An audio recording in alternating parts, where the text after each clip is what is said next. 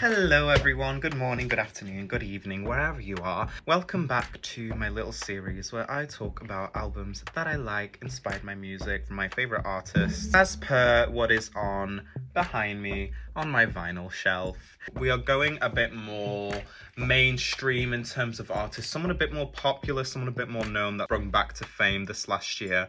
I actually wanted to talk about a longtime idol of mine who I've been listening to since she debuted. This is Kesha's Gag Order.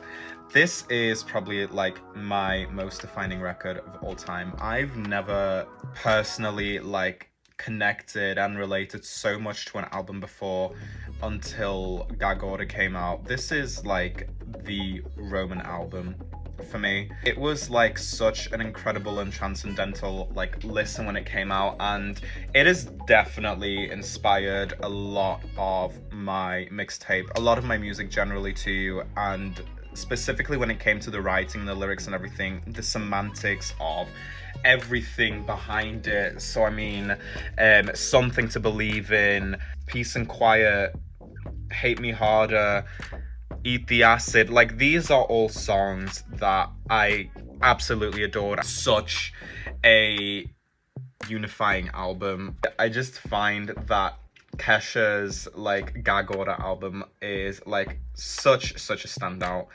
I went through a lot of stuff this year, physically, mentally, and I found Gag Order really got me through. This isn't the only time a Kesha album has got me through a really tough time, but I find specifically Gag Order itself, when it came to the writing and how, not precariously, but how concisely it's written between her and PB, her mother, it's so below the surface. No album like this has ever been so really talking about this experience of entrapment. There is a massive difference between the writing and the lyrics of Gag Order in comparison to the production, and such a vulnerability to the lyrics and such a harshness and aggression in the actual production. It should have been more influential.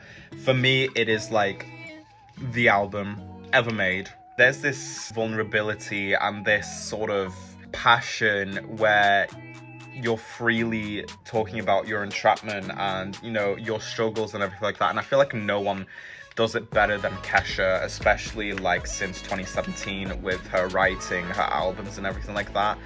I find it so inspiring that you can become an independent artist from being a massive pop girl in the 2000s and, you know, being able to talk about your experiences. There's so many layers to Gag Order itself that you really need to be able to properly unpack personally. Avant pop, art pop, I would class it as a sort of subgenre of that instead of pop itself. Listen to this album. It is life-changing. It is game-changing.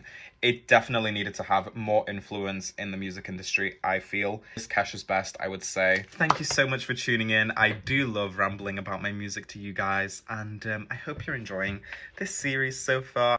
Bye.